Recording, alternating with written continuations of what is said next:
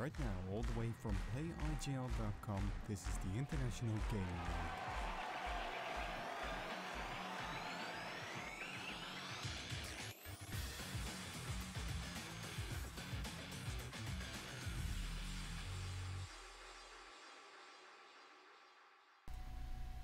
Ladies and gentlemen, welcome to the PlayIGL League of Legends show match here at the top of April 2, 2012. Now, tonight we do have a show match for you. Curse Gaming versus One Trick Ponies, but a twist, as M. Night Shyamalan might say. Curse Gaming, unfortunately, did have to bow out, but we do have Denial Esports here ready to go, and we're at the lobby screen. I'm the FourCourtJester. With me tonight from Tower Dive TV is going to be LunetTheHerald.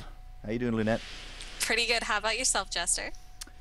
Yeah, I'm doing all right. A little bit of shakiness there with Twitch, but we are able to get this all rolling. And, you know, I just want to talk to you a little bit about IGL. What do you know about IGL? Not a lot. I know that you guys are an organization for gamers, bringing people some amazing pro team matches. But outside of that, what do you guys kind of strive for? Well, PlayIGL, the International Gaming League, launched PAX Weekend, and it's going to be your new destination for amateur esports. We're, quote, elevate your game. That's what we're rolling with. And as you can see here, this is the website that I have open, and it's basically esports for everyone. It's a website that you can come, compete, spectate, and improve. We already have 1,700 players signed up since launch, over 126 teams, over 7 different games. So the response so far has been tremendous, and as you can see is this, I'm gonna speed it up, there we go, as we get to the bottom here. But already 7 different games have been registered to this website, and we have 1,700 people ready to go. That's very impressive, I have to say. Yeah, the website itself, it's sleek, it's very Web 2.0. It's very sexy. It's a very nice looking website. I'll give it that. And yeah, I mean, what are we bringing to the table? As I said, esports for everyone. We're setting up leagues. We're setting up ladders in the future, show matches, tournaments. It is very much still in beta, but head on over to PlayIGL.com and just sign up. It costs you nothing, and in the long run, it might just bring you that much better gameplay. Absolutely nothing wrong with that. I didn't think so. Not at all. Yeah. Now, Miss Lunette, I hear that you are from a prestigious company yourself, Tower Dive TV. Can you tell me a little bit about that before we go live? That is correct. Ladies and gentlemen, I am LunetTheHerald. I own an organization called Tower Dive TV. We are a tournament organization as well as a casting organization looking to bring to light the best casters in League of Legends, both up and coming and training new ones as well. We run everything from a weekly open bracket tournament and are even opening up a closed bracket tournament for lower elo players. That way everybody has a good chance at all those exclusive Riot tournament goodies. Ooh, goodies. I love goodies. I'll tell you that much. Now, Tower Dive TV, I think MLG picked up one of your guys recently. Yeah, MLG actually picked up one of our casters. We went ahead and trained him up. They actually were nice enough to hire him out, e.g. AD or feed. You know, he actually came to us, no casting experience whatsoever, but an exceptional player. Happened to live in the right city, went ahead and get him trained up, got him, you know, made sure that he got that job in MLG, went ahead to go on and do some great things. So really proud, really good success story for us. And so there you go, a proven process. Tower Dive TV, guys, check them out, and check out Miss LunetTheHerald. Might call her Lulu every now and then. Don't worry. Yeah. I think she likes it. Yeah, that's not unusual around pretty much anywhere. All right, so what do we have tonight? We do have One Trick Ponies to take on Denial Esports. It's a new scene, but the roster is actually not new, as we are going to jump into picks and bans here. But yeah, we've seen a lot of people. FYA Umashi, that's definitely a name that comes up to me. But Denial versus One Trick Pony, it's going to be a show match. It's going to be best of 3. And this is game number 1. So thank you for joining us here on the IGL channel. And we're just going to be waiting for some picks and bans to come out. Yeah, first character taken off the board, Kale, immediately coming out. You know, she recently sustained some fairly decent nerfs, especially to her Q, you know, taking off the damage amplification from the slow was a huge deal for Kayle players. I know a lot of people thought that it was going to essentially nerf her into the ground, but she's still a very viable champion. She's still a very good champion, and she still brings a lot of damage to the table and a lot of utility with her ultimate. Yeah, especially here in Season 3, that's become a lot more popular. But, we've had a lot of things, kind of flipped on its head here Season 3. If you're a bit more old school, through the seasons, you notice that the meta does change quite a bit. I was surprised to see Kayle kind of rising to one of those top bannable tiers as it came out. Yeah, it's something that really came as a surprise, but I mean, even then we also see Shen being taken off the board, and Shen, one of those champions where when you're looking at it in a solo queue sense, Shen isn't a priority ban anymore. Towards the beginning of Season 3 and the end of Season 2, Shen was taken off the table pretty much 100% of the time. Nobody wanted him. He was a very contested champion. But now we just see him as somebody coming out where people can really take it or leave it. I, for one, though, am a big fan of global control comps with Shen in them. Yeah, global comps can definitely lay on a lot of pain, especially if you get Shen with a TF and a Nocturne. That combo by itself can instantly turn any gank into an extra 3 teammates there, and all of a sudden you're just like sparing down the barrel at 4 enemy teammates, and it's just like, oh, not the best of ideas to do that. But kind of breaking that up a little bit, always a good idea. Amumu out of there as well. Caitlyn seems a bit more of a targeted ban to me. Yeah, Caitlyn most likely a targeted ban.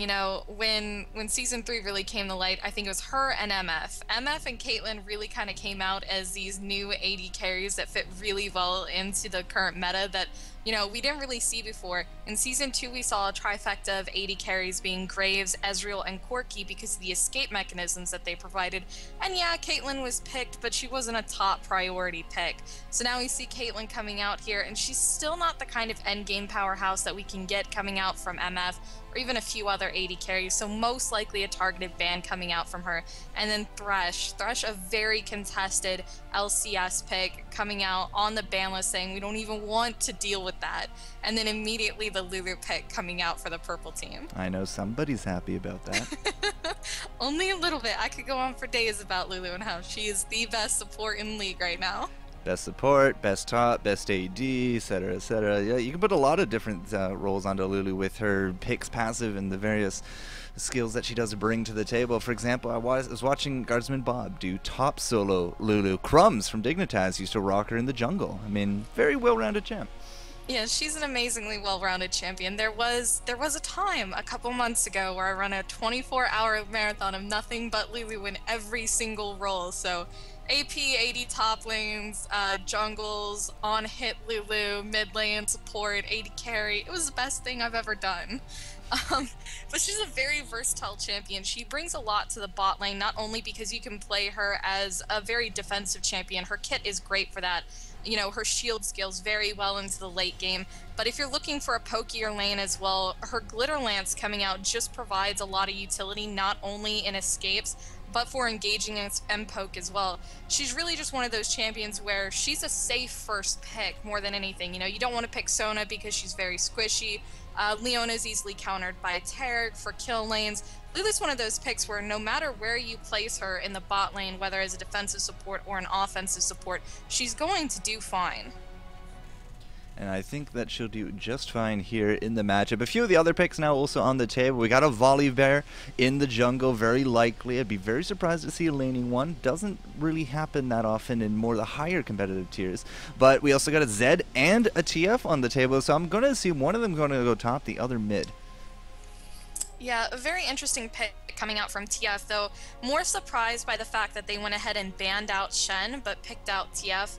It was a really favored global control comp, I think, back towards the end of Season 2 was actually Shen and TF.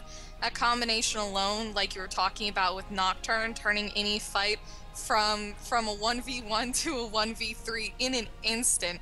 It's a really powerful combo. It provided a lot of split pushing and a lot of things like that. But more interesting than the TF pickup on that team is the Volibear pickup. Volibear has really been one of these tanky junglers that's only started to come to light in around the last month or so. and he's just taken his place, the same kind of place that Jarvan was in, Amumu was in towards the end of Season 2. Just this very tanky initiator jungle, and he's filling that role excellently right now and meshing very well into a very hard engaged style of meta. Yeah, I'll go with that for sure. I do remember that he came out. It was just like, yeah, it was cool to play with when he came out, but he just didn't kind of fit into the whole thing. But now he's very comfortable in and amongst here Season 3. The last picks there for the one-trick ponies going to be Graves and Janna. It's a nice knock-up damage lane. But as you said, you know, Twisted Fate out there with the Benchan. That means he is only one of the only people left with, you know, those global reach, a.k.a. Just the bigger ways that people can get around the map. And yeah, it will come down to really nice ganks. Now, I'm a little surprised that Vi was not a ban today. Yeah, you know, a little surprising because she kind of almost falls into the same place that Volibear does, in the sense that she's got some really hard initiate.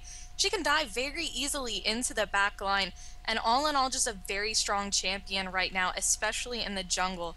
And, you know, it's all going to depend on where they decide to put her right now. They're looking at a Renekton as well, most likely going to be going top. They've got an Alistar and a Lulu. I have no idea who is going mid here, so really I have to ask, what's your thoughts? Who are they going to be sending mid, Jester? Yeah, that's a hard one. You can see my dilemma here.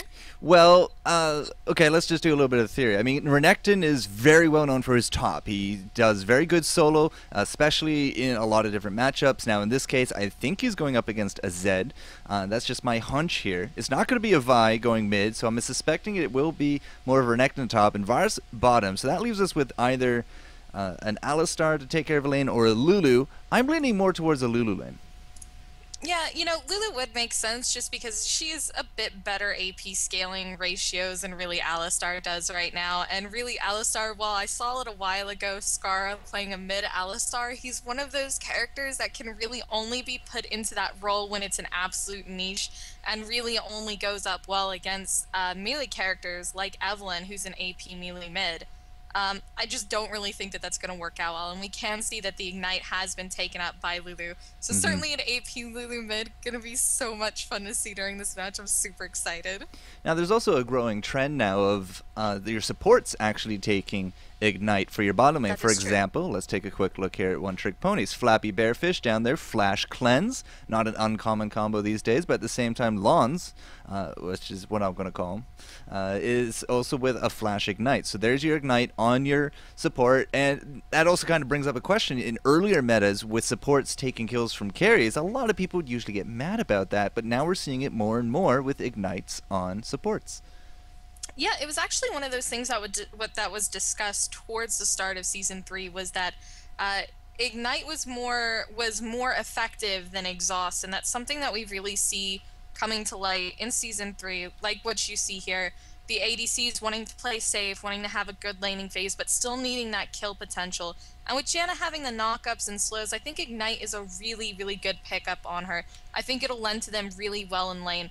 But with Alistar picking up Exhaust right now, I really do. I mean, it's almost pretty much guaranteed that we're going to see a Lulu mid in some fashion. I would be really, really confused if they decided to put Alistar or pretty much anybody else there.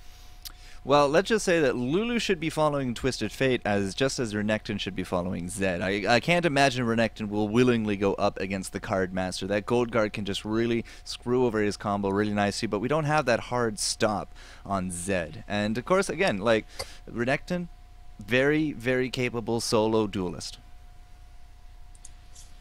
Yeah, I'm not exactly sure how he's going to fit into these team fights right now, though. But Varus, I'm really interested to see him just because he's not an AD carry that we typically see picked. You know, I talked a little bit earlier about sort of that trifecta of AD carries that we saw in Season 2. But Varus still isn't the biggest pick that I've seen come out in Season 2. But he's a very strong AD carry. The problem is his frailty, and that's something that I really like about the Lulu pickup. And I'm probably going to be talking about Lulu a lot in this particular matchup, but she compensates for a lot of the frailty with her shield, with her ultimate, being able to save an all-out dive on him. And hopefully that will come to pass. All right, guys, we're going to jump into this game. Game number 1, One Trick Ponies up against Delaney Esports here on the International Gaming League Twitch. We'll see you on the other side.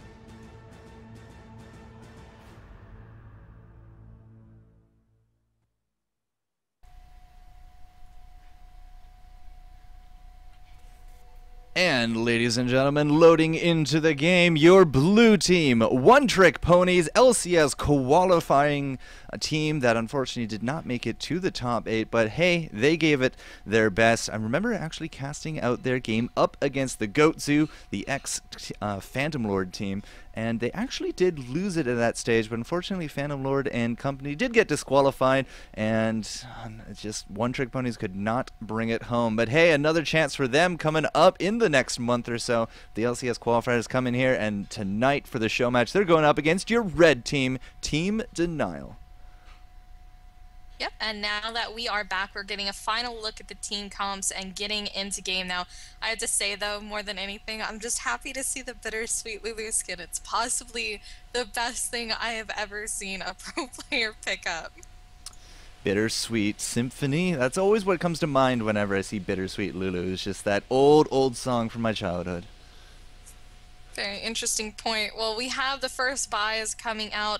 A nice red pot and a potion start coming out from both top laners right now. And a Doran's Blade start going down in the bot lane. Not too unusual there. We've kind of seen the starting items really shift away from boots and pots as Season 3 really came into play. And more than anything, that was something that really affected the bot lane of AD carries. They were able to opt for either Doran's Blades or also a longsword and 2 pots build, which has also become very common on them.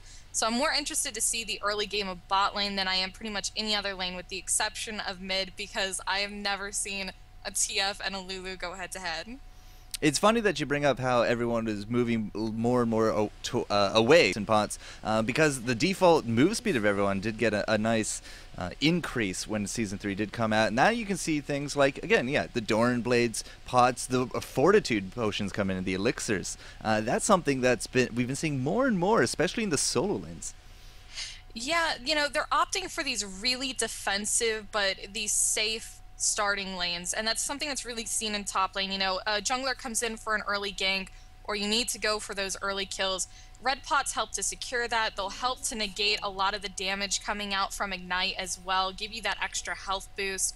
And so all in all, it's a very safe, very effective start for top laners. And against Zed and Renekton, who really, they're looking at a situation where if somebody gets an early kill, that top lane's going to be snowballing out of control. It's a really smart choice on their part to be opting for this very defensive build in the early game. There's nothing wrong with going defensive. You don't always have to invade, especially if that becomes kind of more commonplace, and then as you're expected to invade, you fall into a trap, and then this game snowballs away from you there. But yeah, very defensive starts from both sides. Neither side going really offensive at all, but the junglers are going to be business as normal. Both of them pick up their blue. Bottom lane, Flappy, Bearfish, and Lons were able to pick up the golems, so they have a little bit of an experience advantage. Let's see if they can take advantage of a level 2 window, make anything happen. But it is Lulu mid up against the Twisted Fate, and it is Renekton against Zed top.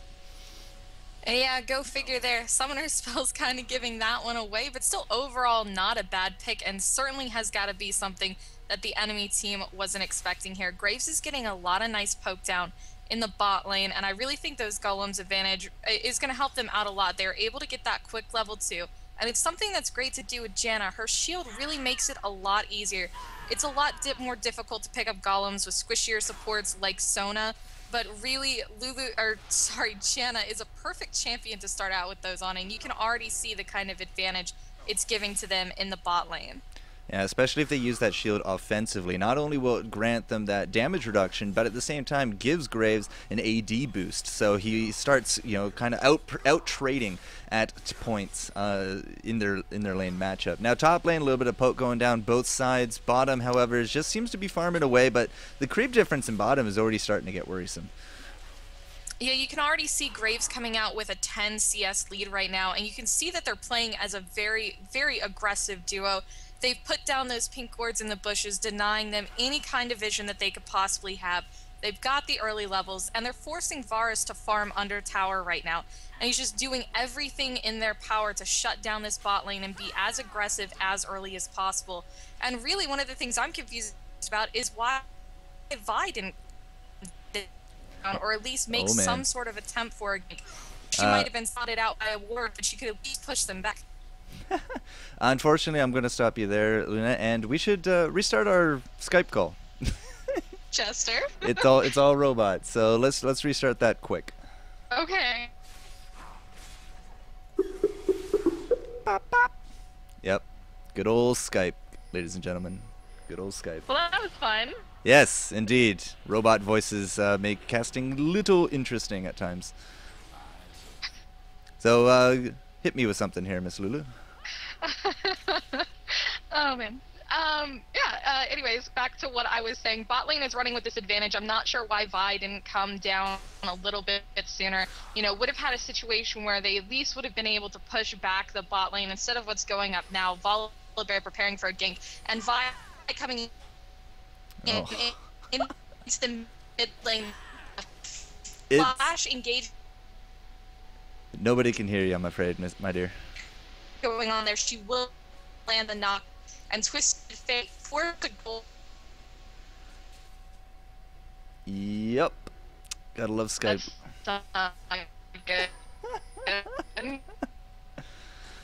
Oh my goodness, oh my goodness, oh my goodness. Alright, so we're gonna try to figure out what's going on here, guys. This was all fine 2 hours in advance. I'm gonna pause the game so we don't miss out on anything. I do apologize for this.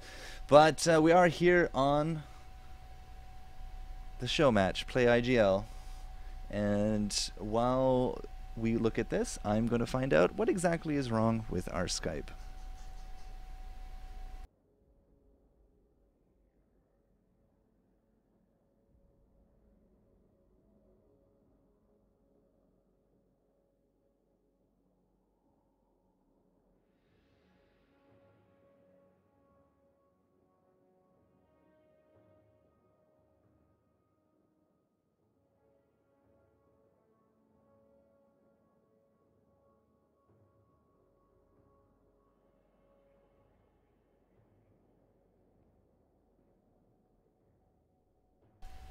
Hello, my dear. No.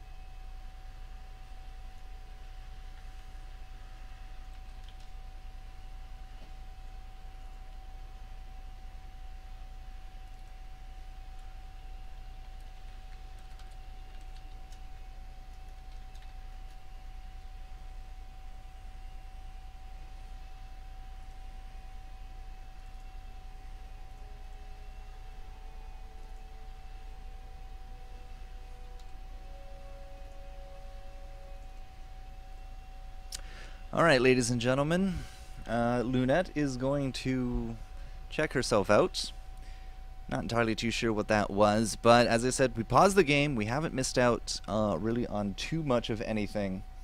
And she has said that we can just go ahead without her for now, and if she is able to stabilize, then we will know soon enough. So do apologize for, well, the delay.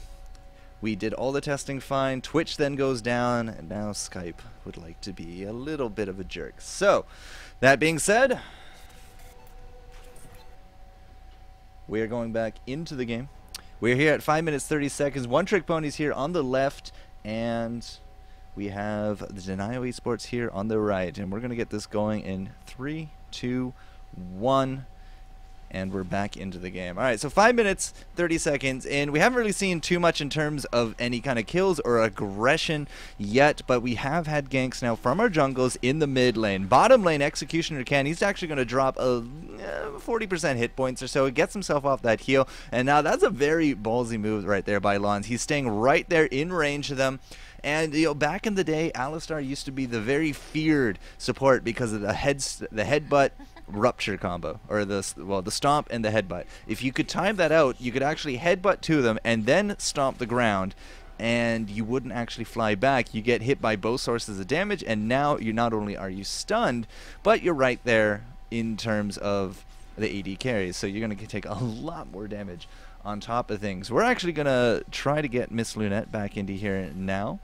She thinks that we're good, so we're going to give it another shot. Once again, we do apologize for the setbacks, and we do appreciate your continued patience in this matter.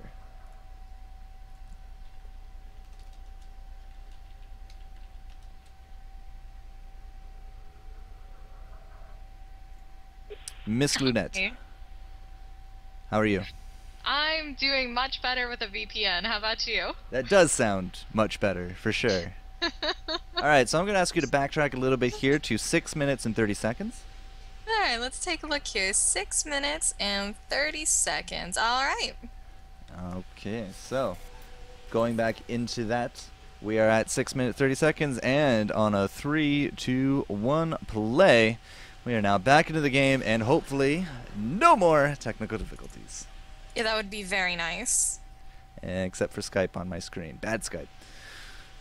I took it away. That's not a good thing. I took it away, I swear. Alright, so we're about to hit the 7-minute mark. Flappy Bearfish still pushing in this bottom lane. Really haven't seen, again, too much aggression. Just a few, actually 2 ganks here in the mid, 1 from each jungler. But that's been pretty much it. And as I say that, Twisted Fate decides that Dragon Rouge is looking like a tasty morsel, but unfortunately gets denied by the Wild Growth. And Scuba Chris couldn't quite get in there in order to get that flip going.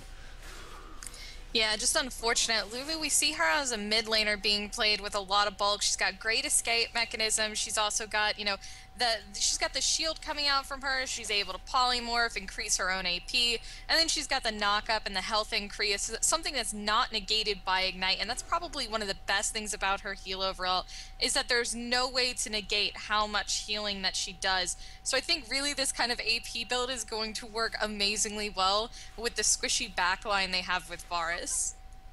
Yep, squishy backline is pretty much the way to put that. And if you look at it, I mean, between Vi, Renekton, and Alistar, we're hoping that that's going to be enough of a wall for him to hide behind. And worst comes to worst, you have that Wild Growth just to stop any kind of aggression that does get through that wall on top of him. But yeah, very squishy indeed, especially a little bit more early on. But hey, once he gets rolling, he can really become a nice self-sustaining farming machine. Yeah, Varus actually coming to light as kind of a hyper carry right now. He can put out a lot more damage overall than Graves can, so that's going to have to be something that they look at towards the late game and exactly how they're going to deal with that, and of course the heals coming out from Lulu. Yeah, healing to definitely go a long way. I'm looking at bottom lane, though. Executioner Ken, he's going to drop real low. France is down here for that gank, as well as Jungi is now going to be going back. But I got baited out bottom lane, and it was the gank from Umashi mid, taking down Twisted Fate for the first blood on the one-trick ponies. Not who I would have actually told you was going to get first blood if you had to ask me point blank. Yeah, certainly a bit of a surprise there. But, you know, Lulu just contently farming at this point. She's really dominating TF right now. And you know, we see the farm kind of balancing out right now. Lulu's doing really well in the mid lane with her farm, whereas Graves is just dominating bot lane. They took that early advantage, and they're really kind of running with it right now. They're not having to worry about ganks. They're not really having to worry about any aggression coming out from the jungler. And even if they are, they, of course, have got the very, very safe escapes. Yeah, ward coverage, the movement speed, passive from Janna, the shields, the knockbacks, the heals. It really does turn itself into a very, very safe area to be. Top lane, though, Enox going up against Umashi. We do got that Ignite on flash from Enox, looking for the kill on top of the Crocodile, but he's corkscrews away, and that last shuriken not able to land on top of Umashi, so he's going to be able to get out of that one all right. Did not have his dominance up for that fight, which I think is what Enox was trying to capitalize on, but unfortunately for him, he does have a Giant's belt in that inventory, and now to boot that armor, so we're looking for that quick Sunfire. Yeah, just aiming to go for a bit of a safer laning phase right now, a little bit of help with his farming, and really to combat the damage coming out from Zed right now, which is a perfectly acceptable way to build considering he's got the Brutalizer, he's just gone double Dorns, he's going to be looking to pump out a lot of that early game damage with that early armor penetration.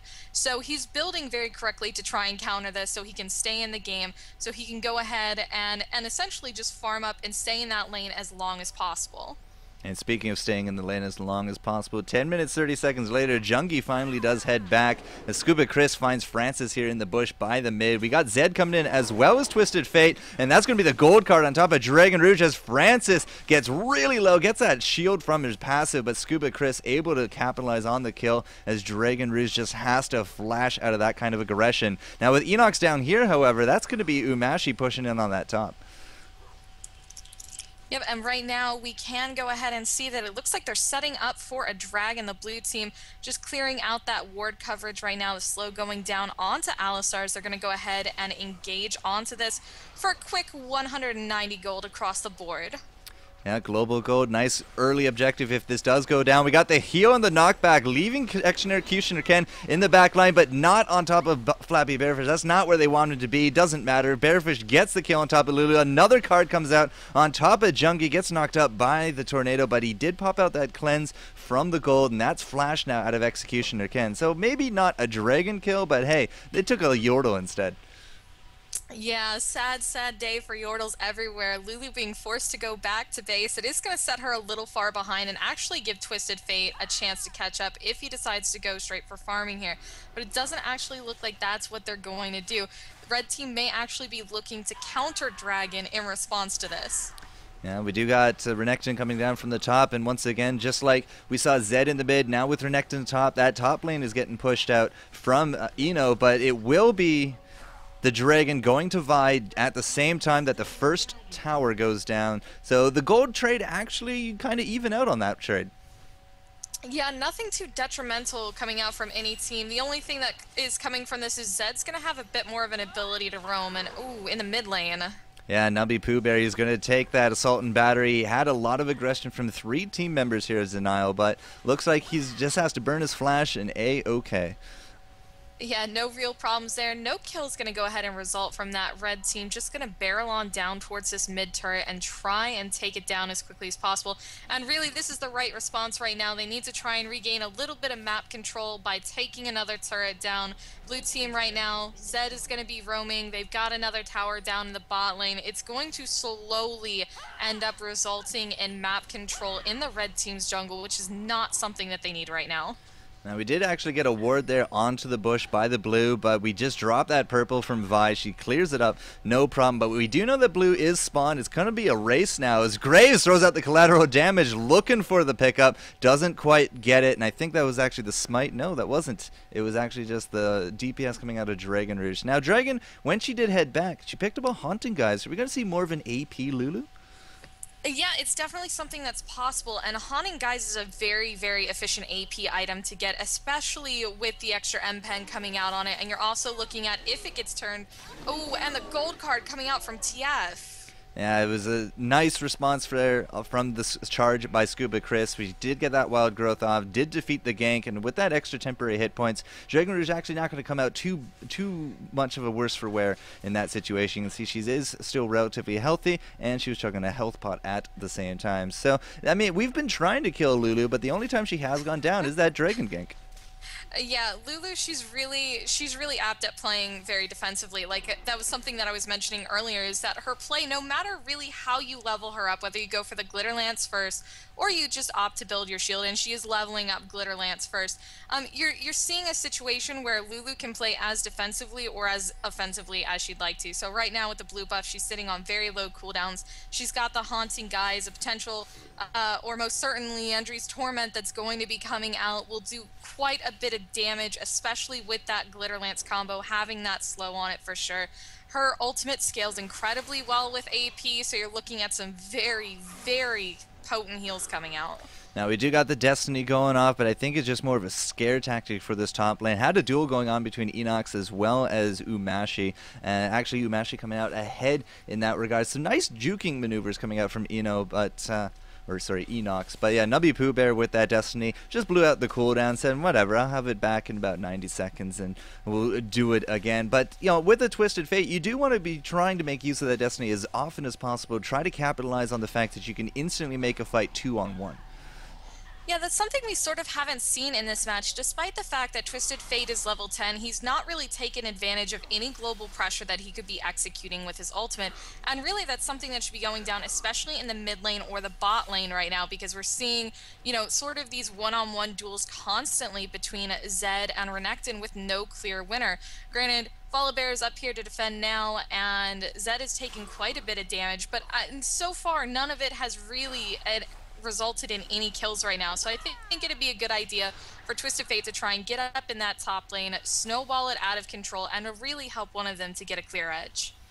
Yeah, a clear edge is something that we don't really have this quite yet. I mean, we're 16 minutes into the game, give or take, but 22 to 19,000, like 3 grand is really not that much if it comes down to it. You know, you grab a tower, grab an objective, get a better team kill than your enemies, and we could pretty much either be at par or then we'd have our nice cash edge coming in for one-trick ponies. But overall, so far, pretty close. I've seen much worse at this stage of the game.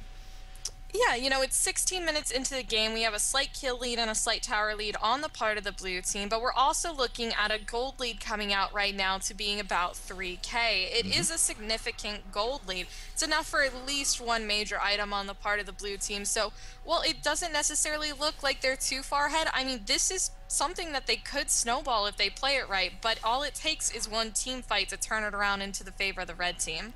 Yeah, pretty much exactly it. Now, in terms of some of those big name items coming out, like you can see Zed here. He has himself that Bilgewater, so we're very likely to see that Blade of the Ruined King, whereas Flappy Bearfish, for example, already has himself not only the Bloodthirster, but the Zeal. So he's looking in phenomenal shape this early on. But other than that, I mean, yeah, we have a few other items, but nothing really huge of note here for one-trick ponies. But what about on Denial? Well, you see Varus also building up for that Bilgewater Cutlass right now, most likely going to be going straight into Blade of the Ruined King. He's either going to opt to finish Bloodthirster first or go straight into Blade of the Ruined King. Blade of the Ruined King, actually a more effective item than a stacked Bloodthirster, as long as your health of a target has above 1500 health. So, I mean, all in all, Bilgewater Cutlass building into that is not going to be a bad idea. We're starting to get to the point of the game where Zed is getting, you know, he has a bit more health. Volibear is getting fairly tanky. Everybody's starting to breach that 1500 mark where that item is going to become very effective. So, I mean, I would like to see him build into the Bloodthirster first and then go for the Blade of the Ruined King. Varus going to rely very heavily on just a few combos coming out from his kit and then primarily auto attacks outside of that. So I'd really like to see him build that way and just become an absolute powerhouse for this game. Well, we are going to have to wait and see what the teams do want to do. A little bit of an exchange here by the bush. A lot of interest, as I think the Dragon has responded. But we are going to start off that attempt. Executioner Ken's going to flash on in, try to get off that useful skill before he goes down, as Scuba Chris gets absolutely murdered by Denial. But down goes the Crocodile as well as the Polar Bear. And that's going to be it for the Yordle on top of things. So Vi is now going to be on the run. This Francis, can she get away from the gold card? Nubby Pooh Bear with an excellent Destiny, but that Volt Breaker just getting her that extra distance. And when all the dust does settle and clear, overall 4 for 1. Yeah, a very rough exchange overall. You know, I feel like Nubby probably could have placed his Destiny just a little bit better. That may have resulted in a bit more damage coming out from Vi, but still overall an exceptional play on the part of the blue team. It's not only going to result in 4 kills for them, but it's also going to result in a dragon. You know, we were talking about the 3K gold lead they had earlier, and they've just furthered that even more. They've just about doubled that gold lead at this point. And it's really, really going to show in the next couple of minutes here, the items that they're going to be able to get from this overall, as well as the map pressure that they're slowly extending out, showing, hey, these are our objectives, just stay away from them. You don't want to even try contesting them right now. And it's going to get exceptionally rough for the red team. They're slowly losing their chances at bringing this game back into their favor. Yeah, a few more fights like that, and we're going to have a nice lead for one-trick ponies. But Scuba Chris trying to put up some aggression here in mid, just trying to stall them out so that this tower will live a bit longer. Doesn't quite work as the tower's starting to slowly get chipped away. One more auto attack is all we needed, but Junkie couldn't afford it. The Wild Growth goes off just before the collateral damage takes him down. And now France is not looking so good because Flappy Bearfish right there gets himself that double. Scuba Chris over here to the left, going to be chasing out Umashi, but nice stun right there from UMash. He just stops that dive from Chris, but I'm not too sure it's going to matter. Of course, you can't really stay too close to Renekton too long. He does have that Sunfire, so a lot of passive damage being taken by Chris right there as well. But overall, once again, 2 for 0, and both kills this round going to Graves. Exactly. Graves is just starting to snowball out of control right now. You see him just opting to take that tower instead of really pursue the kills. And what we're seeing right now is a team that's just very well coordinated. They're very objective focused. They took a small advantage in the early game and have managed to snowball it pretty much out of control. You can see Graves picking up that red buff in the enemy jungle right now, denying the team their own buffs. So red team is in a really bad position right now. The only way that I see them really coming back from this, they're gonna have to catch somebody out, and it's gonna have to be somebody important. They're gonna have to get the shutdown gold on Graves, and they're likely gonna have to shut down TF as well. They have to either make it a 4v5 or a 3v5 and then go in for the all-out engage. There's not any other way that they can really foreseeably win a team fight at this point. Remember how you brought up that healing point a little bit earlier in terms of not only Lulu, but we have ourselves an Alistar. Check out what Lons just picked up. A Morellonomicon. Oh, jeez. Yeah, am I the only one who doesn't like that name for an item? Morellonomicon? I find it fantastic. No, for me it's all about, it's just like the Necronomicon, and that's another item from a separate game. And anything with Nomicon just sounds great when you say it. Of course. So that's my 2 cents on it. But no, I mean, it's not a bad idea overall. Janna opting to pick that up. And in the top lane, poor Var is just going to get caught up here. He will get taken down by Enox. Unfortunately, Enox having to pretty much burn his ultimate there. It's going to be down for a little while, but it's just going to be something that's going to snowball the advantage further for his team. So a really good pickup by him. But Morellonomicon, I guess it's an okay pickup on Janna, wanting to reduce that healing overall. Of course, there are probably better support items that could have been picked up here. Yeah, but I mean, it's not a bad item. Just, Locket, Shirellia is very standard stuff we're not seeing really come out on Jhin. I don't think they're taking this entirely seriously. Well, unless you wanted to rock into a double Locket scenario, we already do have that Locket on top of Volibear, and typically it is more the jungle that picks it up these days, unless you do want to go into a double or even triple Locket. I mean, you can't stack the shields, but you can definitely stagger them, especially with some nice coordination. Now, top lane, we're looking at the tower going down. Nubby Pooh Bear, absolutely no resistance there. And, you were talking about Enox versus Varus. If I can trade off my ult for a kill, I'd do it every day. Exactly. So not a bad pickup by him there. I feel like I'm one of the few people out there. I love double Locket. Double Locket is amazing in comps. I love being able to dive right into a team of 5, 2 of those shields going off one after the other. You time them well, and you're talking about soaking up incredible amounts of damage. And from a team like Varus, like Vi, like Renekton, who's going to be pumping out quite a bit of AoE damage, simply from Varus coming out with that W, as well as his Q, and then you have as well Lulu's Glitter Lance going down, and then Renekton's ultimate going to be spreading it out as well.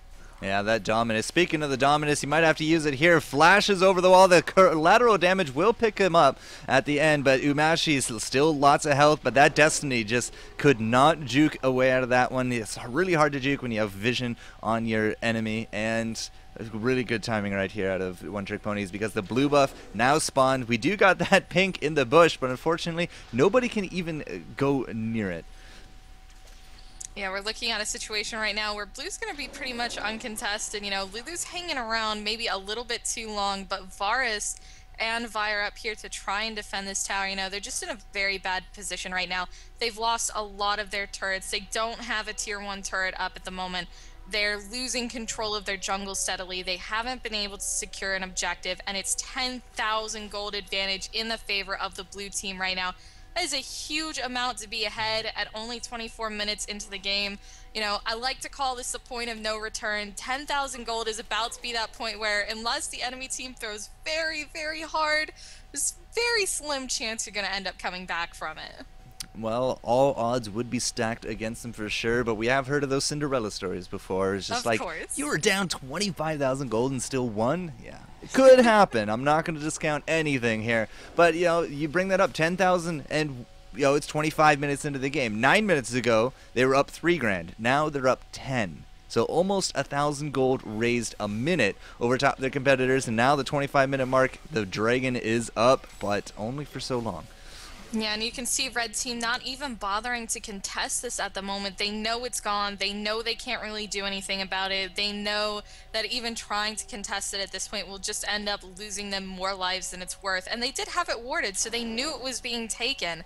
Now, Blue Team right now, they're snowballing out of control this game. And while, yes, we have seen Cinderella stories before, even then, it's not something that we're going to see till much later in the game. The red team is really going to have to turtle and really going to have to hold out for a very long time in order for this goal difference to stop mattering. Oh man, Francis almost face-checking that bush. Gets tossed over the shoulder by Scuba Chris. Gonna be another kill in Flappy Bearfish's pocket. The Destiny goes out as Twisted Fate comes in here, shows off his shiny new Zonias, and takes absolutely 0 damage, but 1 kill for 0, once again securing themselves that objective. And yes, when you don't even have control of your own jungle, then you're definitely looking at some long odds for the game. Yeah, things are looking pretty rough right now. Their best bet is pretty much to try and stop them at this Baron, let it whittle them down a little bit, maybe pick somebody off, but they're pretty much going to be banking on the late game here. They have to bring this into the late game. 40 to 50 minutes when that gold advantage will not be as impactful as it is now. Now we are going to look for that steal on top of the Baron. Blue team, however, will take it. Lon's with the ultimate. They're just knocking him back. Has now actually split up the team of Denial very nicely, as Executioner Ken is basically just a null factor now as Umashi drops. Double kill comes out from Enox. The flash forward, looking for that gold card, not able to secure it on top of Francis, but the flash forward on Scuba Chris will be the kill, and the triple for Enox to boot. 3 for 0, the Baron, and now tower diving past their base towers. I think One Trick Pony is pretty confident in their victory here. Yeah, they don't exactly see a situation right now where they lose. And to be honest, they have the right to have this sort of bravado in this game right now. They're just so far ahead. You know, you can see Graves coming out with a Last Whisper, Phantom Dancer, Bloodthirster. He's looking at a very potent build that is going to shred any bit of bulkiness that the enemy team has right now. And then Zed picking up a Tiamat and a Last Whisper as well. That's not something you usually see. Yeah, a little cheeky there on his part. It's like, well, I'm just going to go all the armor penetrations. And yeah, it's working out extremely well. Gets himself that tower. Double kill now comes out for Graves. We got the Destiny of Nubby Pooh Bear. Triple kill for the Flappy Bearfish. Can we get ourselves a Quadra or a Penta? Does not look like Distance will agree with us there. But we already have some GGs coming out, and that's going to be the surrender here for game number 1 for Denial Esports. It's definitely a good game on their part. Unfortunately, just not enough control over objectives ended up leading to their demise after not so favorable laning phase. Not so favorable. Well, they're good. Their positive points there was that they got the first blood and they did contest the first dragon and they pocketed that very nicely. The downsides is, however, is that early triple kill, that 4-for-1 exchange, and then the loss of their towers, bringing them into kind of the poorhouse scenario. Yeah, it does tend to be an issue, but hopefully things get better in the second game. They sort of hopefully know what to expect and can go from there after learning from their mistakes and making a few minor adjustments. Well, hopefully that they can come back here in game number 2. There's nothing more exciting than a 3-game series and a best of 3. But that means that we are going to be taking a little bit of a short break here, ladies and gentlemen, as we are going to set up the next game. And, you know, we're not going to be going anywhere. So the International Gaming League, League of Legends Showmatch, Denial Esports taking on the One Trick Ponies instead of Curse Gaming. A few issues on their part. But we will see you guys in a few moments.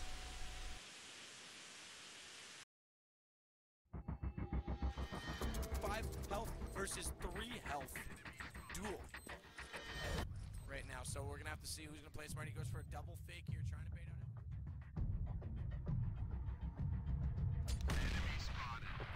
it. Got him. Gets the kill. Well played. Good clutch back. Wow. And it's gonna knot us up here at 11.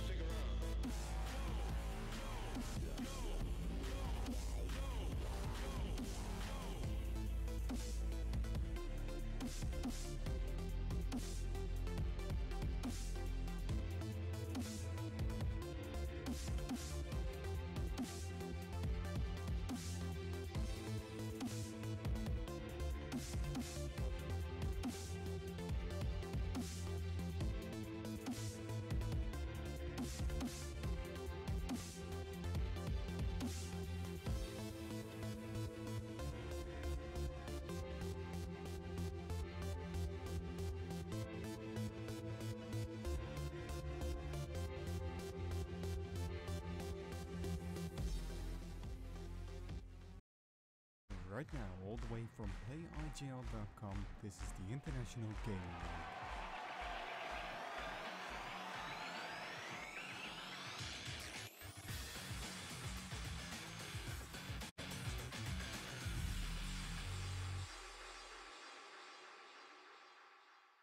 Ladies and gentlemen, welcome back to the PlayIGL League of Legends series here, hosted on the PlayIGL 1 Twitch TV channel. I'm the FourCourtJester. With me tonight from Tower Dive TV, LunetTheHerald, and yeah, ignore the graphic that you have on your screen. Unfortunately, Curse Gaming not able to make it tonight, but we do have in their stead Denial Esports. We just saw game number 1. Give me your thoughts here, Lulu. Well, you know, game number 1, both teams kind of tried to come out strong in the laning phase. Bot lane snowballed really hard from the Graves and Janna combo, coming out with those golems. They took the level 2 advantage and really just rolled with it after this point.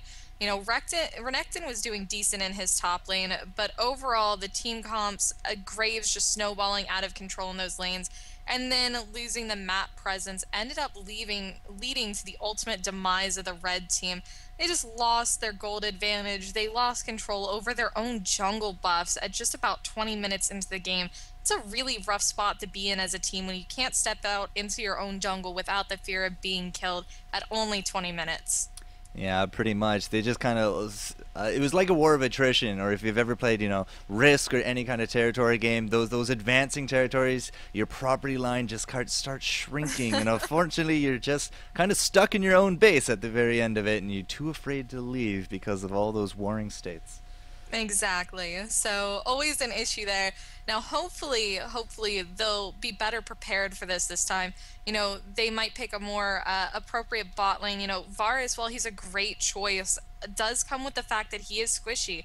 And that's one of the reasons why he's not typically picked up, despite the fact that he has great damage output capabilities.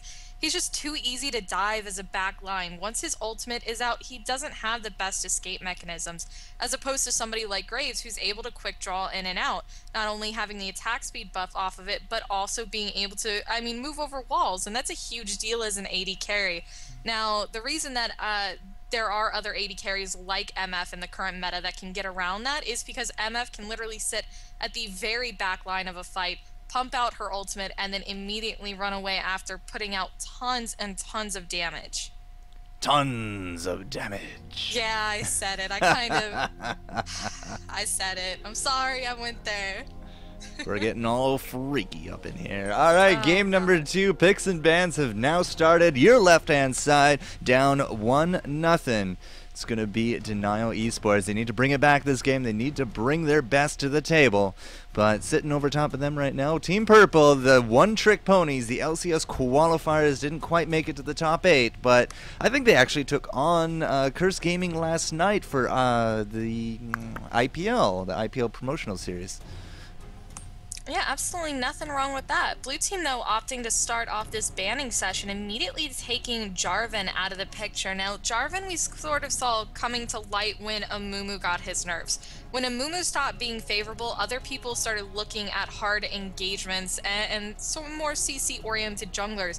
And Jarvan really fits that well, not only having the hard engage, but having the same kind of entrapment. The only difference is it's not a stun like Amumu. He's also got the knockup, so he's got some great chase potential. The only difference between Jarvan and Amumu, really, that we're seeing right now is that Jarvan has much better ganks in the early game, whereas Amumu takes a lot to pick up. Jarvan all around is just, he's a better Amumu, so absolutely understandable why he'd be banned out. He's still very strong, and these hard engaging junglers are really a staple for a lot of teams right now. Yeah, definitely a few different ways to get your snowballing going. One of them is really aggressive early game jungle, and Jarvan definitely fits that bill here in Season 3. Jarvan, Volibear, anybody with those big gap closures like the Demacian Standard, the Rolling Thunder, Mumu with his bandage, you know, that sets up extremely well. We saw a big phase with him with Misfortune, as we alluded to back in game number 1. So, you know, he wasn't banned last round, but I was really surprised that we didn't see him get picked up, and instead we saw Vi.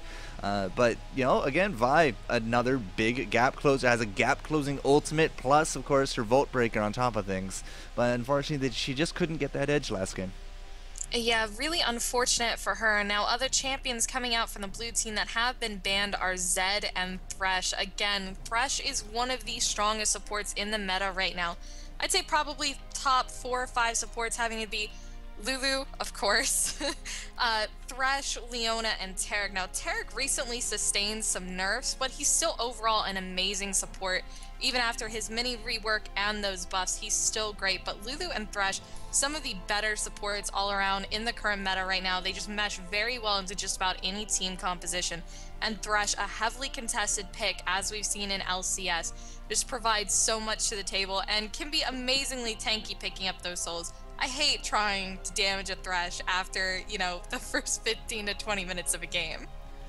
Yeah, that's why he is exactly on that ban table. Now, I thought it was very cute that we heard things like the Thresh Prince of Bel-Air coming out of the LCS. Very creative stuff, but unfortunately, no Thresh Prince today. He will be down. And yeah, but you also see a Renekton ban out there as well. Definitely was a very strong Renekton play, at least early. He got himself that Giant's belt and was able to kind of sustain from there. Unfortunately, as time went on, he kind of did get overpowered, but I can understand why we do got that ban on the table. Let's just try to mix things up. Let's see what else Denial can bring to the top lane, and so far I'm looking at an Elise. Yeah, you know, Elise is a very strong top laner. Somebody else who's also come to light as somebody who's just very strong, dominating presence. Now, she's able to pump out a lot of damage in her early game, but she has a certain frailty that comes with that. Her damage and her ability, her survival capabilities really kind of pick up after level 6. So something very interesting to see here. We're going to have to see a lot of early aggression coming out in the top lane to potentially catch her out, just to shut her down from snowballing. Elise is a very snowball champion. We potentially also have the Nocturne and, more importantly, the Jace pick coming out here. I'd be really interested to see if Jace or Elise is going to go mid, sort of two champions that could potentially interchange that role depending on how the top lane and mid lane matchups are going to be between Twisted Fate and whoever else is coming out. Well, once again, we do have that Twisted Fate. Lon's picking him up for Nubby Pooh Bear. Very likely. Ooh, haven't seen a Rengar in a while. Definitely kind of fell off from the face of the earth for a bit there. But, you know, Vayne, Janna, once again, bottom lane seems pretty solid. And it's very likely to be that jungle bear once more. So if it is going to be a Rengar top, I'm going to say it's going to be a Jace top. Yeah, definitely want somebody that can farm a lot easier from a range. And while Elise does have range farming capabilities, her abilities to interchange between her spider form and her human form are really where she's best adapted for farming. So I do see Jace going into that top lane, a little bit safer for him to scout bushes. He's got the knockbacks as well. I think he's just going to have an overall easier time dealing with Rengar as opposed to Elise. Now, more importantly, I'm concerned about this bot lane right now. They picked up Vayne after they knew the blue team was going for Caitlyn, and it's just so scary right now. They've got Janna, who's going to have the disengage capabilities in the early game through her tornado, but best executed at level 6 when she has her ultimate. But I'm really scared about that because Vayne is one of these AD carries who has a very weak early game. She's not going to pick up till she gets her ultimate, and even then it's going to take her another level or two after that to really reach her full potential. And as everybody knows, Vayne is one of those champions that she does amazingly well in the late game, but her early game is so very weak. If the blue team manages to get off a couple of early ganks onto Vayne and onto Janna, they're essentially going to shut down their power throughout the entire game. That's going to be something that's really key for this Nocturne to do. Well, that wasn't something we saw from Denial earlier either. I mean, they had some jungle ganks coming into the mid, but overall the bottom, it got maybe one gank out of the entire game, and then they just kind of lost their tower from there. So in terms of everything there, like, it's really going to come down to the play style of Flappy Bearfish up against Jungie. You know, Jungie will have that range, that early game pressure, that big advantage over top of Vayne, and if Vayne does tumble in, all he has to do is just get whimsied out by the support Lulu, who is not going mid this round. Sorry. Yeah. Oh man, actually, we are seeing Elise pick up exhaust. We could totally see an Elise support and a mid Lulu here. We definitely could. So that would be a mid Lulu again. I mean, it is Dragon Rouge. Executioner Ken wasn't he the jungler last round? No, Francis was. So Executioner Ken, he was Alistar. So no, you are right. It will be a support Elise. Oh, jeez. Okay, so Vayne tumbles in and she gets cocooned. Hopefully. If not, then bad things are going to happen. Yeah. Now, the good part about picking up an Elise support is that she is going to be able to do damage. I mean, one of the nice things about her, at least that we saw a lot earlier on when she was initially released, was people going on with these full-on tank builds because Elise was able to do percentile-based damage. Granted, it was AP percentile-based damage in the same vein that Blade of the Ruined King is physical percentile-based damage, but at least was able to go in there and do great amounts of damage while still having the survivability capabilities of a tank. So it's going to be something really interesting to see. I want to see how this Elise builds. Do they take a focus on utility items? Will they leave that up to Lulu or the jungler? Or will they go for a more AP-oriented build?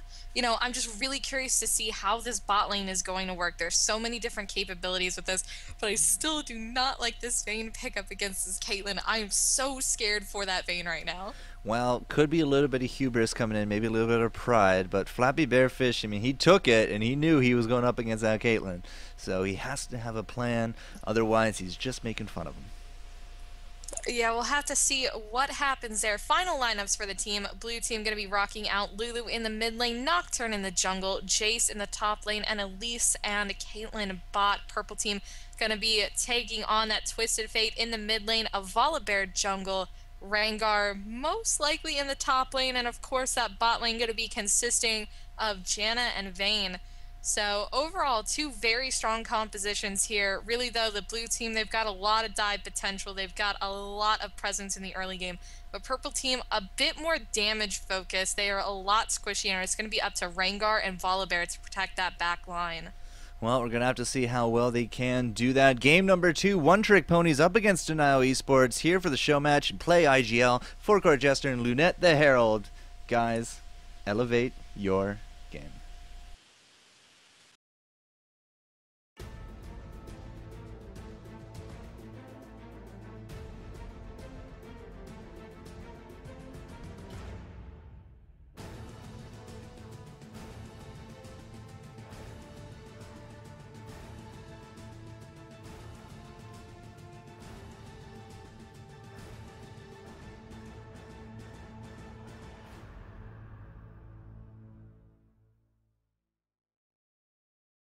Such an awesome commercial. Get nerdgasms every time I see it. But we're into the game, loading up here. Look at all them diamond borders. FourCourtJester with LunetTheHerald, and you know, game number 1, very kind of, it picked up real quick after the 16-minute mark. Between the 16 and 25-minute mark, and then I think we ended around the 28.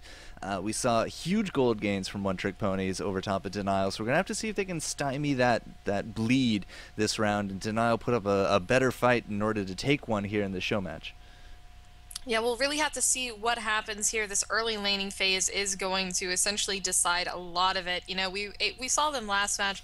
They got a small advantage in the laning phase, snowballed it out of control throughout the entire game, and we're just able to gain so much from it. So I'm curious to see if they'll have a similar approach here, or if they're going to be going for something a little bit more gank-oriented. So we've got the starting builds coming up, pretty much the exact same thing we saw last time, Doran's Blades on the AD carries. We've got the Red Elixir and Pop build in the top lane.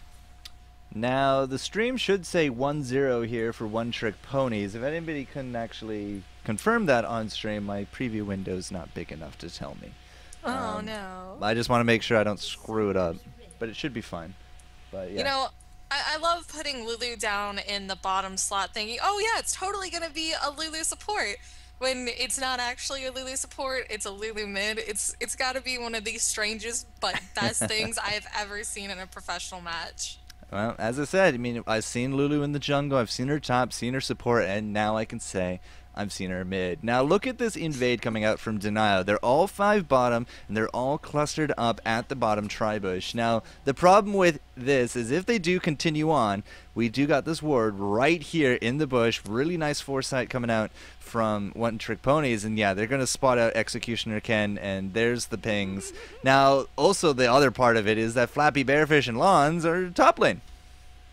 Yeah, so I mean, we're looking at the potential lane swap here, which, you know, I'm so hesitant whenever I see a lane switch, because a lot of times what we end up seeing in more of the semi-pros and even in some professional games is that people initiating the lane switches end up being the ones who lose out. But Jace is an excellent 2v1er. He's able to farm from a great distance, as opposed to Rengar, who's going to have a lot more of a trouble with that. So I think that it's a really smart swap on their part if they can end up hammering down a quick tower. It's also going to help, you know, deal with Caitlyn a little bit. She's going to be able to get off a lot of damage. But my only concern is that it's going to negate Vayne's weak early game. She's going to have a lot more ability to free farm because of the fact that they don't have to worry about Caitlyn being there to poke as heavily. Told you, he's a man with a plan. And yeah, his plan is just to avoid Jungie. So Jungie is going to be down here with Executioner Ken. Executioner Ken going to be trying his best to just zone out Enox. We saw how powerful that Zed became last round with double and triple kills galore in the last few minutes of the round. But yeah, with this lane swap initiated, you know, we're going to have to see which ADC and support lane can actually take out their tower first. You know, in all honesty, I've got to give it to Caitlyn and Janna right now. Or Caitlyn and Elise, rather. They're just going to have a lot of pushing potential, going to be able to farm from a great range. They're going to force Rengar under his turret very early, and they're going to be able to just hammer down that turret very efficiently and very quickly. Whereas you see Elise, some great ward placement coming out from her, and not wanting to get caught out by any potential early jungle ganks. You know, Jace, he's still able to fire off a lot of long-range poke right now, and in all honesty, I think it's going to end up deterring Janna and Vayne throughout the early game from getting too in-depth with that tower.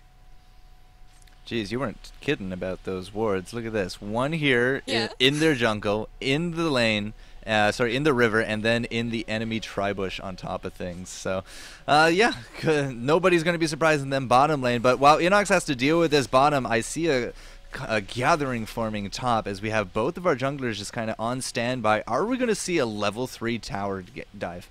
It's very possible. Volibear's hanging around here for quite some time right now, and here he goes for the initiate.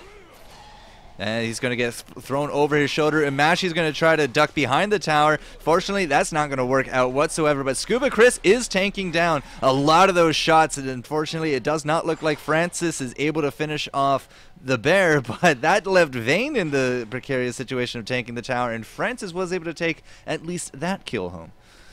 Yeah, so 1-for-1 exchange. Unfortunately, the red team lost, or the red team gained first blood is something that the blue team lost out on. Now, they've recently adjusted the damage coming out from turrets, so that's certainly something that would have gone a lot more favorable on the part of the red team had this been only a patch or two earlier. But, I mean, all in all, that damage coming out is just phenomenal. But you can see what I was talking about earlier happening in the bot lane right now. Caitlyn and Elise are just able to push so hard. They've got the poke going on. They nearly were able to successfully dive a Rengar under his own tower at level 3 without any help from the jungler, because he got that low. And speaking of those dives, Scuba Chris comes in, but he gets cocooned, and that's going to be the end of that. Gold card harass on top of Dragon Rouge mid, but, you know, that bottom lane tower, it's not long for this world, Lulu. Yeah, you know, and no real surprises there. I mean, it's a Caitlyn. It is a Caitlyn, that is for sure. Speaking of Caitlyn, however, unfortunately I hit the wrong hotkey, so I get to see her corpse, but I can only assume that business as normal, but Nubby Pooh Bear actually going to be dropping mid as well to that Ignite from Dragon Rouge. Yeah, not a bad play there at all. Lulu, a very strong pick. You know, she's able to put out a surprising amount of damage. Her E into her Q combo, it's a lot of damage, and it's a lot of deceptive damage. EQ, Glitterlance, as well as, oh my goodness, in the bot lane, Enox getting very low. And Executioner Ken forced to retreat under turn. I honestly thought somebody was going to die there, or else I want to finish my thought. Jeez. And not to worry, no deaths quite yet, but, you know, Enox, he does have himself, you know, that innate heal from his battle roar, but it's not something that we can actually boast here for Elise. But at least with that tower, like, he was just way too low to kind of dive into that.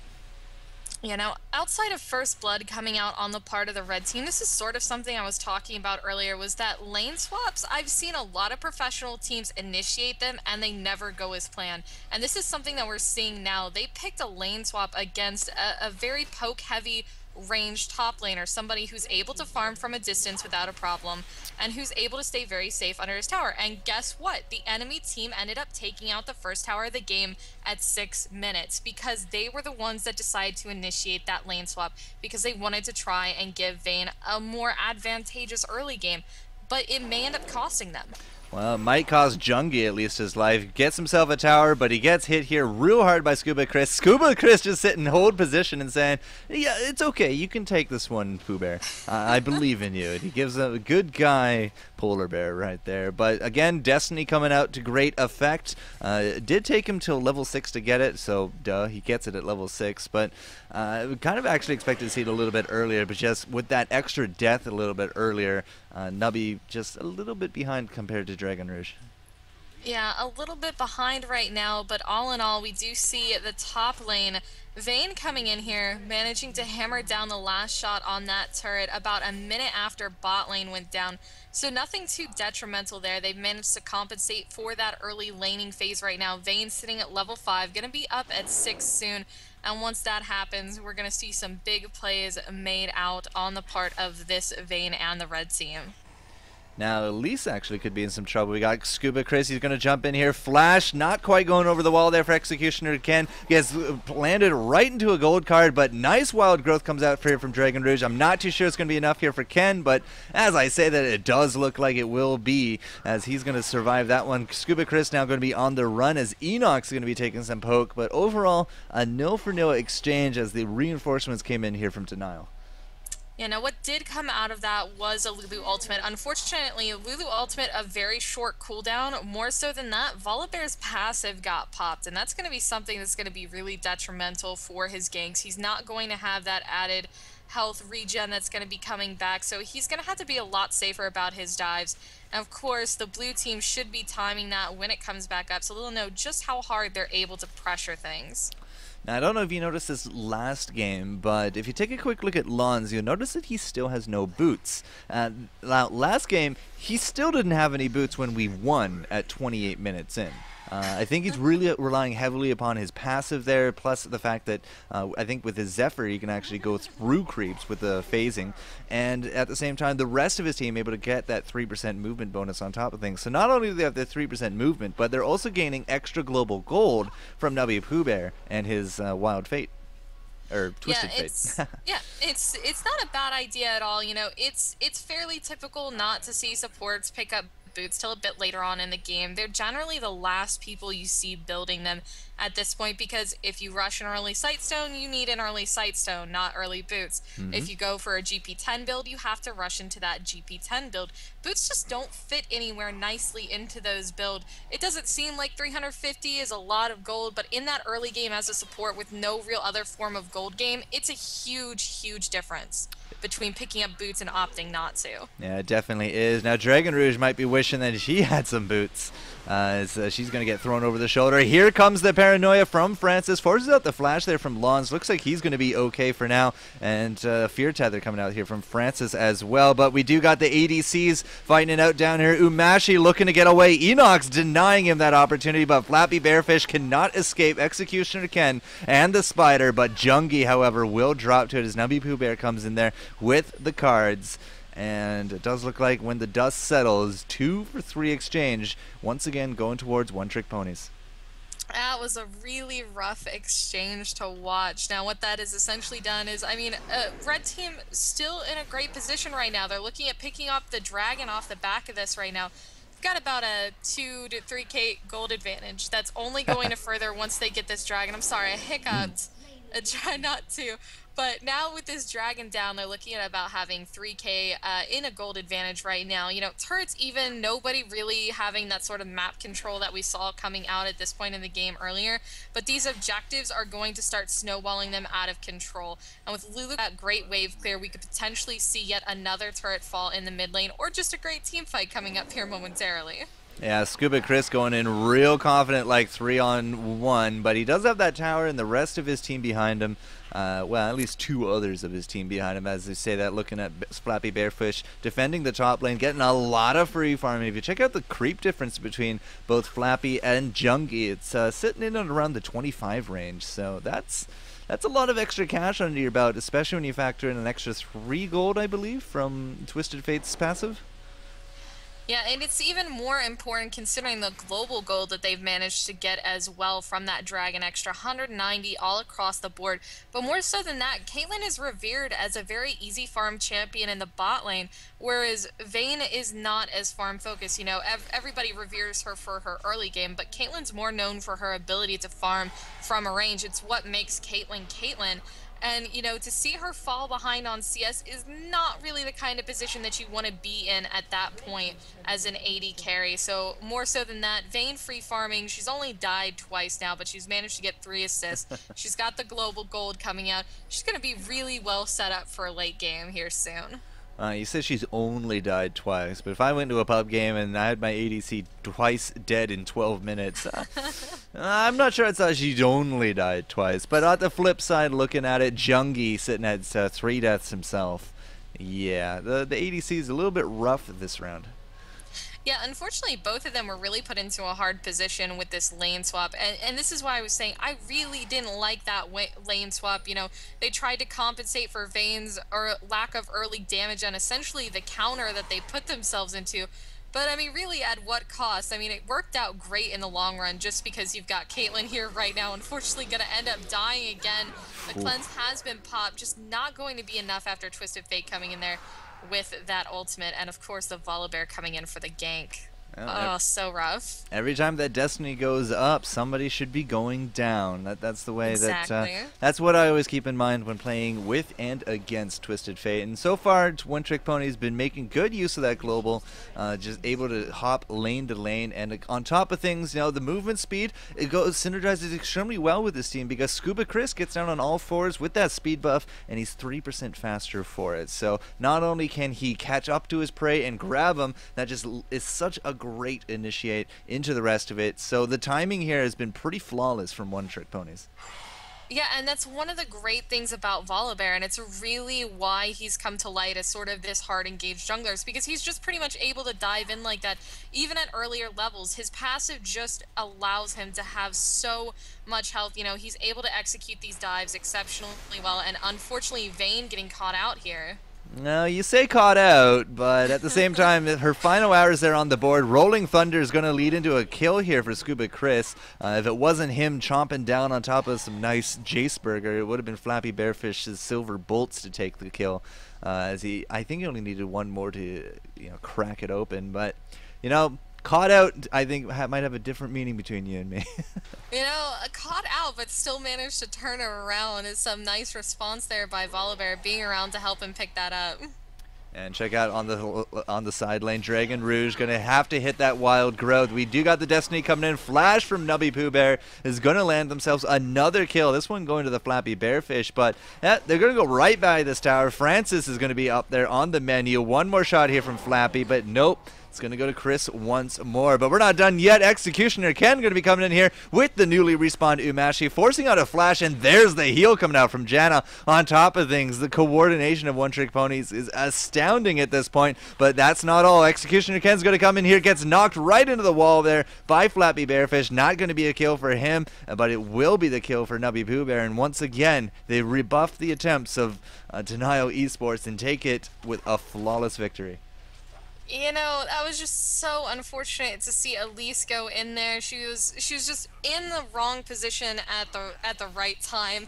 You saw Vayne come up, and unfortunately with those jungle walls on either side of her just made the condemn very easy to land and resulted in a very, very dead spider very quickly.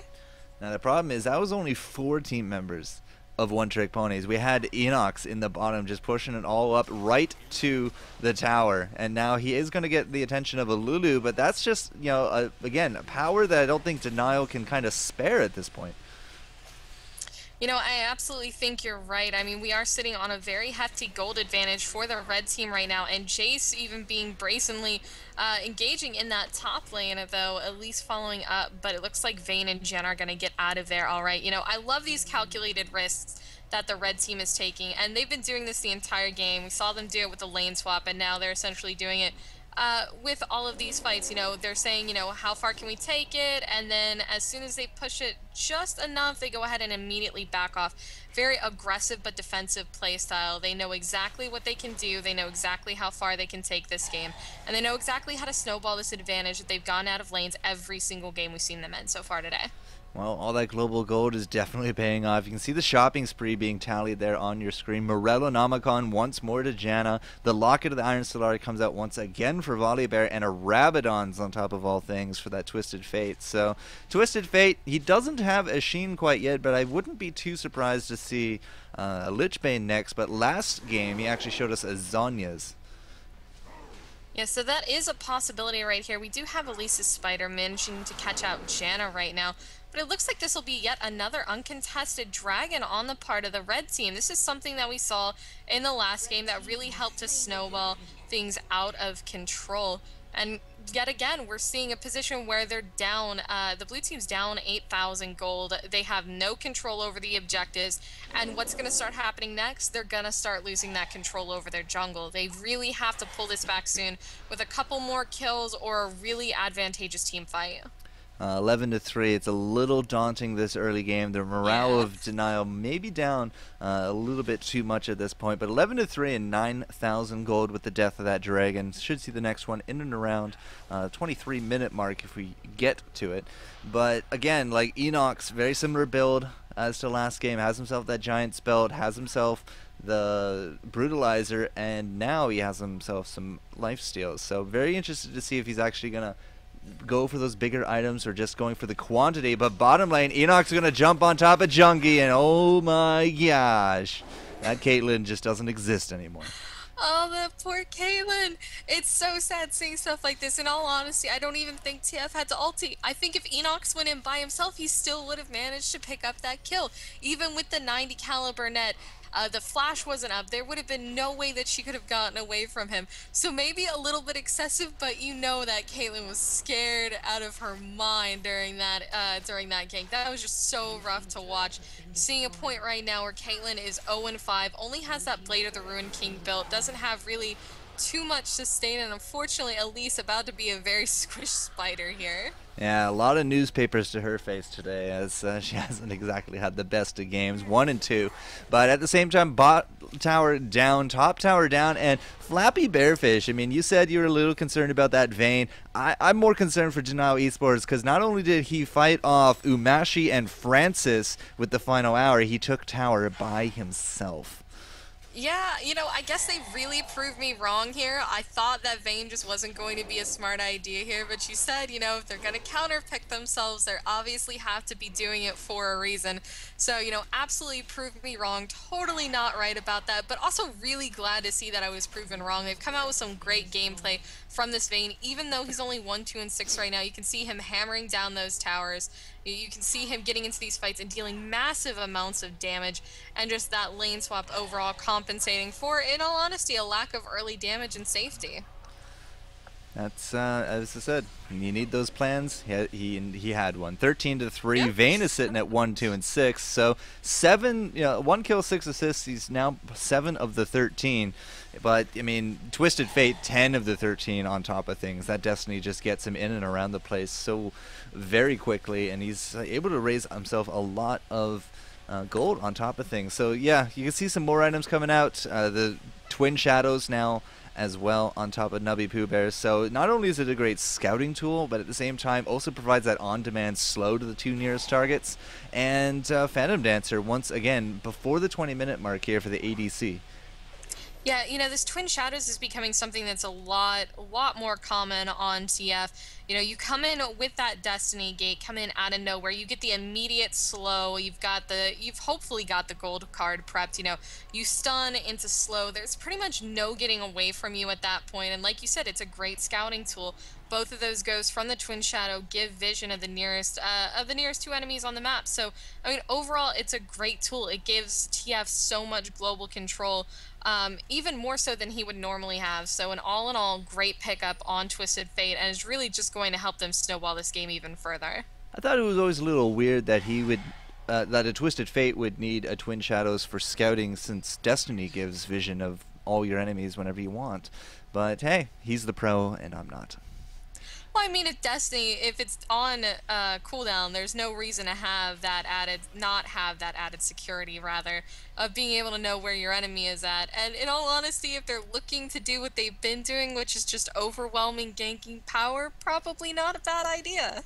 And speaking of that overwhelming power, look at Scuba Chris going around clearing out the wards, and that's just denying the vision, the crucial vision that you need here from Denial, because if they can't even have vision in their own jungles, which is something that Scuba is making sure they don't, it's going to be extremely hard to kind of scout out their movements, or again, leave their base, as alluding to back before we even started the game. Once, yeah, if you ever played Risk, you just kind of narrow down your enemy's available territory until you just can't leave home base.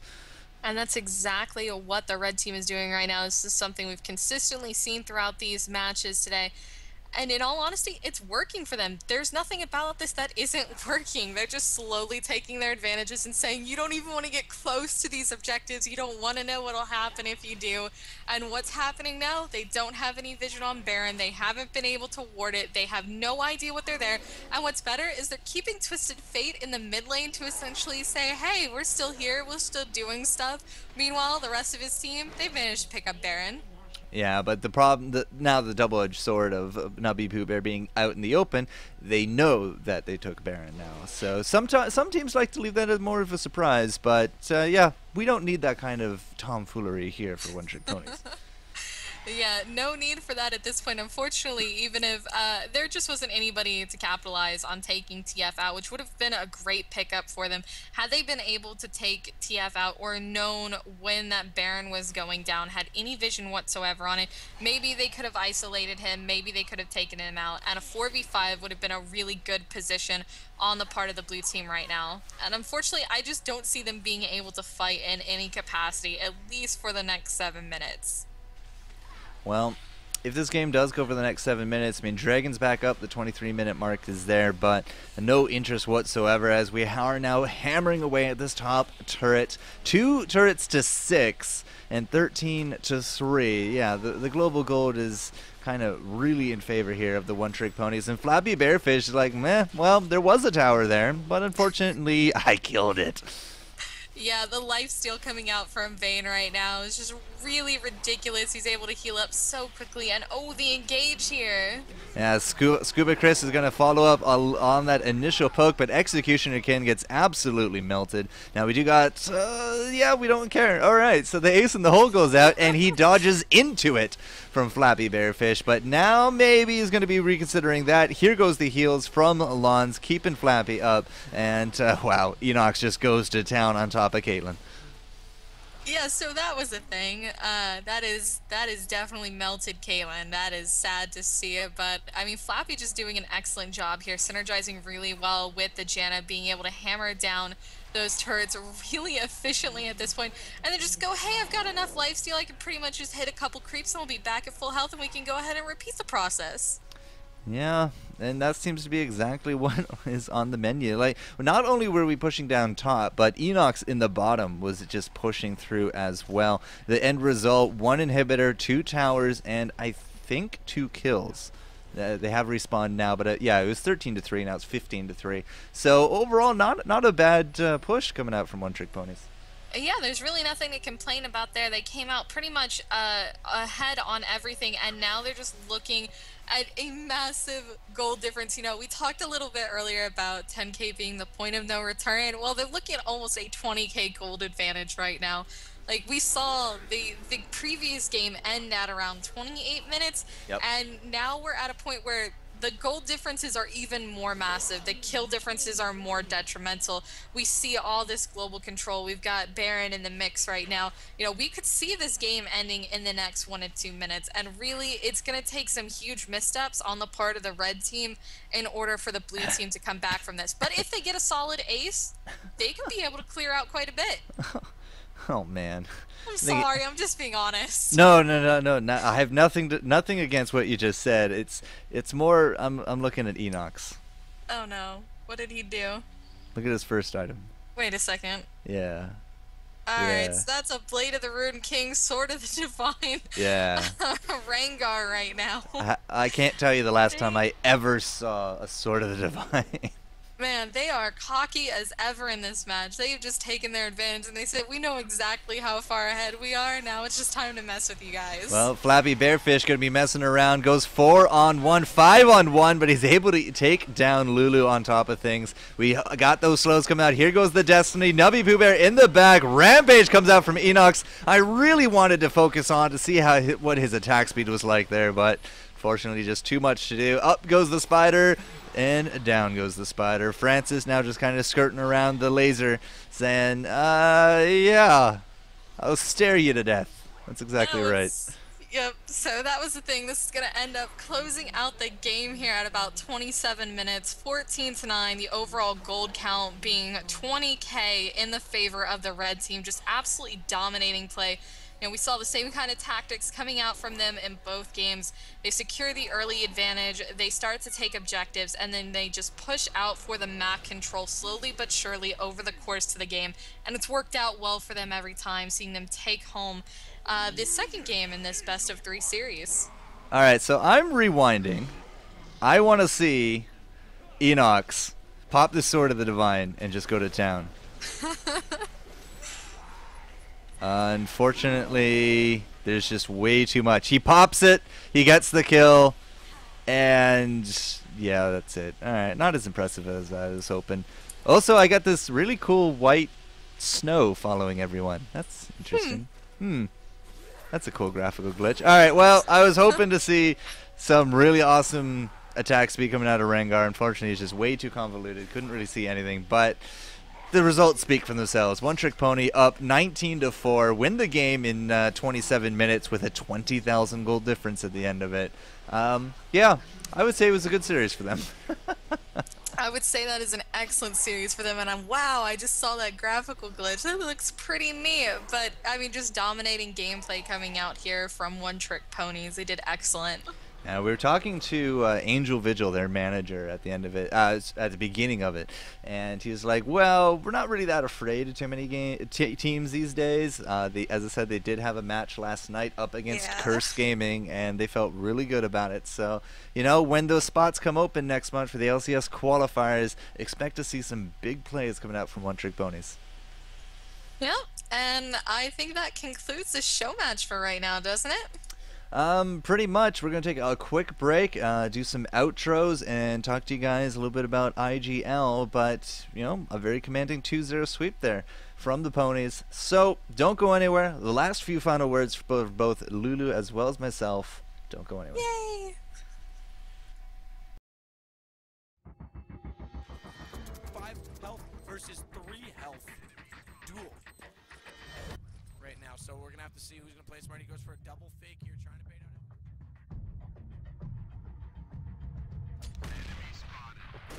Got him. Gets the kill. Yes. Well played. Good clutch back. Wow. And that's going to knot us up here at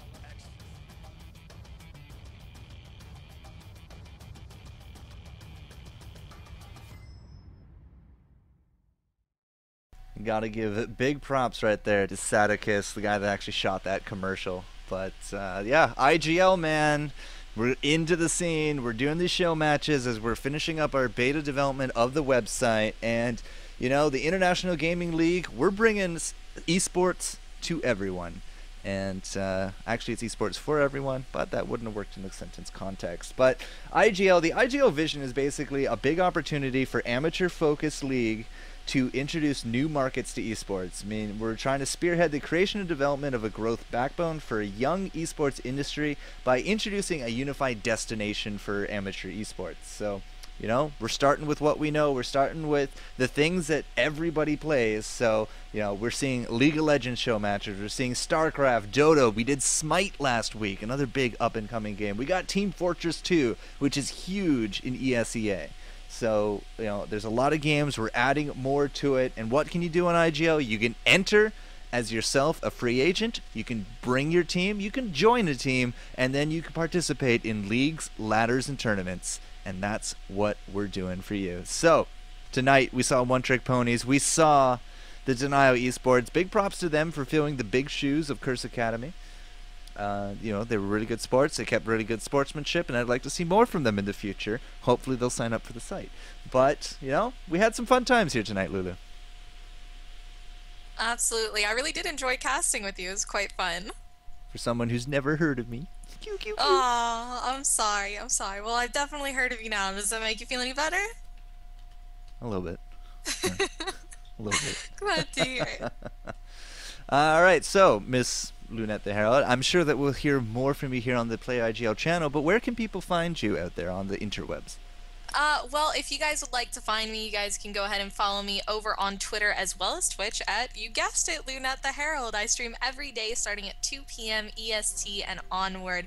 Then you can also find me working for Tower Dive TV over at, guess what, Tower Dive TV on Twitch and on Twitter. All kinds of casted games, content, tournaments coming out there, interviews with pro players, and everything in between that you could possibly imagine, including a D&D night this Friday. Feel free to stop on by. Feel free to follow us. Feel free to follow me on Twitch for all kinds of good things. Yeah, that totally made sense. I'm gonna stop talking. All right, so I am. Wait, let me get my D20. Impressed. I am impressed. Yes. D&D nights are always fun times. So it's always good to have nice, consistent marketing. Makes it real easy for people to find you. Go check her out, guys. Check out the stuff that she does. And again, we'll probably be seeing more of her here on the IGL. So I've been the FourCourtJester. Twitch, Twitter, YouTube, and Facebook. You can find me out there. Feel free to start up conversations, comment on the YouTube. Anything you want. We're out here. We're promoting esports, and we're doing big things. So, once again, from everyone here at the International Gaming League, big thanks to our competitors today, One Trick Ponies and Denial Esports. Big thank you to LunetTheHerald for coming out. And, guys, we'll see you later. Remember, elevate your game.